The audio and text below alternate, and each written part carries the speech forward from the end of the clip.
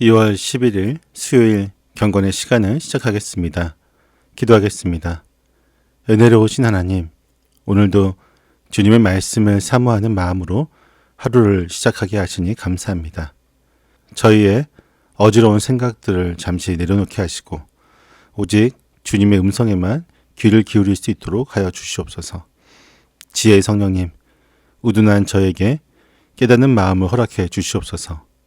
이 시간 살아계신 주님을 만나고 저희의 영혼이 새 힘을 얻는 복된 은혜의 시간이 되게 하여 주옵소서. 예수님의 이름으로 기도드립니다. 아멘. 요한복음 2장 1절에서부터 12절까지의 말씀을 보도록 하겠습니다. 같이 읽습니다. 사흘째 되는 날에 갈릴리 가나에 혼인잔치가 있었다. 예수의 어머니가 거기에 계셨고 예수와 그의 제자들도 그 잔치에 초대를 받았다. 그런데 포도주가 떨어지니 예수의 어머니가 예수에게 말하기를 포도주가 떨어졌다 하였다. 예수께서 어머니에게 말씀하셨다. 여자여, 그것이 나와 당신에게 무슨 상관이 있습니까? 아직도 내 때가 오지 않았습니다. 그 어머니가 일꾼들에게 이르기를 무엇이든지 그가 시키는 대로 하세요 하였다.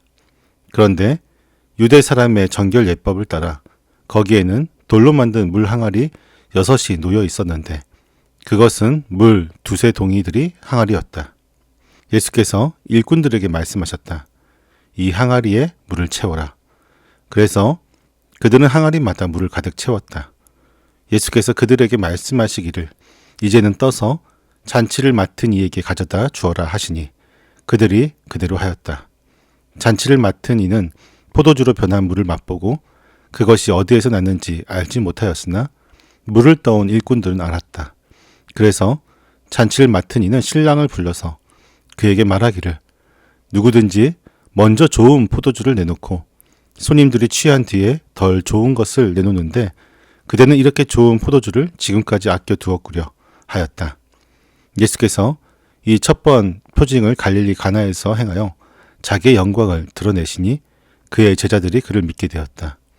이 일이 있은 뒤에 예수께서는 그의 어머니와 형제들과 제자들과 함께 가버나움에 내려가셔서 거기에 며칠 동안 머물러 계셨다. 아멘. 우리의 인생은 흔히 잔치에 비유되곤 합니다. 사람들은 기대와 흥분을 안고 삶이라는 축제를 시작하지만 그 기쁨이 영원할 것 같던 순간에 예상치 못한 위기를 맞닥뜨립니다. 갈릴리 가나의 혼인잔치에서도 그런 일이 벌어졌습니다. 흥겨운 잔치가 한창 무르익을 무렵 축제의 핵심인 포도주가 바닥나 버린 것입니다. 포도주가 떨어졌다는 것은 잔치의 기쁨과 흥이 끊어지고 수치와 당혹감만이 남게 되었음을 의미합니다. 우리의 인생에서도 이처럼 포도주가 떨어진 순간이 찾아옵니다. 건강과 재정, 관계 혹은 삶의 의욕과 기쁨이 고갈되어서 더 이상 잔치를 이어갈 수 없는 막막한 상황을 마주하는 것입니다. 그러나 바로 그 결핍의 자리, 인간의 힘으로는 어찌할 수 없는 절망의 현장에 예수님께서 함께 계셨습니다. 오늘 본문은 포도주가 떨어진 인생의 잔치에 예수님께서 개입하실 때 어떤 놀라운 회복과 기쁨이 시작될 수 있는지를 보여주는 놀라운 표적입니다. 잔치의 위기를 가장 먼저 감지한 예수님의 어머니는 아들에게 다가가 포도주가 떨어졌다라고 말하며 문제를 알렸습니다. 그러나 예수님께서는 여자여, 그것이 나와 당신에게 무슨 상관이 있습니까? 아직도 내 때가 오지 않았습니다. 라고 말씀하시며 냉정하게 거절하시는 듯 보였습니다. 여기서 내 때는 궁극적으로 십자가와 부활을 통해 하나님의 영광을 나타낼 때를 의미합니다. 예수님은 어머니의 인간적인 요청에 이끌려 움직이는 분이 아니라 오직 아버지 하나님의 뜻과 그 때에 따라 움직이시는 분임을 분명히 하시는 것입니다. 그럼에도 불구하고 어머니 마리아는 물러서지 않았습니다. 그녀는 하인들에게 무엇이든지 그가 시키는 대로 하세요라고 이르며 아들의 거절 속에 감추어진 긍정의 가능성을 신뢰했습니다. 이것이 참된 믿음의 태도입니다. 당장 내 뜻대로 응답되지 않는 것 같아도 주님의 주권과 때를 신뢰하며 순종할 준비를 갖추는 것, 그것이 기적을 부르는 통로가 됩니다. 마침 그곳에는 유대인의 정결 예식을 위해 돌 항아리 6개가 놓여 있었습니다. 예수님께서는 하인들에게 이 항아리에 물을 채우라고 명령하셨고 하인들은 항아리 아기까지 물을 가득 채웠습니다. 그리고 다시 이제는 떠서 잔치를 맡은 이에게 가져다 주어라고 말씀하셨을 때 하인들은 그 말씀에 순종하여 물을 떠다 주었습니다. 그 순간 놀라운 변화가 일어나게 됩니다. 맹물에 불과했던 그것이 극상품의 포도주로 변한 것입니다. 정결 예식용 물은 율법의 씻음과 정화를 상징하지만 그것만으로는 진정한 기쁨을 줄 수 없었습니다. 그러나 예수님은 율법의 물을 은혜의 포도주로 바꾸어 주셨습니다. 이것은 옛 언약의 시대가 가고 예수 그리스도를 통한 기쁨과 생명이 넘치는 새 언약의 시대가 도래했음을 알리는 표적입니다. 연회장은 이 포도주를 맛보고는 그대는 이렇게 좋은 포도주를 지금까지 남겨두었구려라고 감탄했습니다. 세상은 처음에는 좋은 것을 주다가 갈수록 시들해지지만 예수님께서 주시는 은혜는 시간이 갈수록 더 깊고 풍성한 맛을 내게 됩니다. 사도 요한은 이 사건을 단순한 기적이 아니라 첫 번째 표징이라고 기록하고 있습니다. 표징은 그 자체로 목적이 아니라 무언가를 가리키는 손가락입니다. 물을 포도주로 바꾼 이 사건은 예수님이 만물을 새롭게 창조하시는 창조주이시며 우리에게 참된 기쁨을 주시는 메시아이심을 가리키고 있습니다. 예수님께서 자기의 영광을 드러내시니 제자들은 그제야 그를 믿게 되었다고 성경은 증언합니다.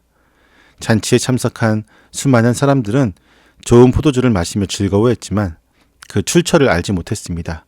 오직 말씀에 순종했던 하인들과 표적을 통해 주님의 영광을 본 제자들만이 예수님을 믿고 따르는 축복을 누릴 수 있었습니다.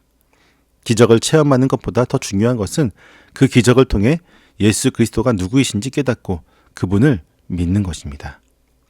가나의 혼인잔치는 우리 인생의 축소판과도 같습니다. 우리의 노력과 열심으로 준비한 포도주는 언젠가 반드시 바닥나고 기쁨은 사라질 때가 옵니다. 그러나 포도주가 떨어진 그 절망의 자리가 예수님을 만나는 최고의 기회가 됩니다. 주님은 우리의 결핍을 외면하지 않으시고 맹물 같은 인생을 향기로운 포도주 인생으로 변화시키시는 창조의 능력을 가지고 계십니다. 오늘 우리의 삶에 기쁨의 포도주가 떨어졌다면 낙심하는 대신 주님의 때를 기다리며 말씀에 순종할 준비를 하는 것이 성도의 마땅한 태도일 것입니다. 주님은 율법의 한계를 넘어 은혜의 새 포도주를 부어주시는 분이시기 때문입니다. 세상에 주는 일시적인 즐거움이 아니라 예수 그리스도께서 주시는 마르지 않는 기쁨과 생명으로 채워지는 삶, 시간이 갈수록 더 깊은 맛을 내는 존귀한 인생이 되기를 간절히 소망합니다. 기도하겠습니다. 저희를 새로운 인생으로 변화시키시는 하나님, 기쁨이 말라버린 잔치집 같던 저의 인생에 찾아와 주셔서 아무 맛 없던 맹물 같은 삶을 향기로운 포도주로 귀하게 바꿔주시니 감사합니다. 저희의 뜻대로 응답되지 않는다고 조급해하고 주님의 일하심을 잠잠히 기다리지 못하고 불평을 토로했던 믿음 없는 모습을 용서하여 주옵소서. 이제는 하인들처럼 주님이 무슨 말을 하시든 그대로 순종하며 살기를 원합니다.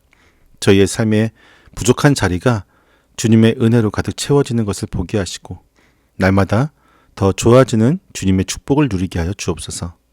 예수 그리스도 이름으로 기도드립니다. 아멘.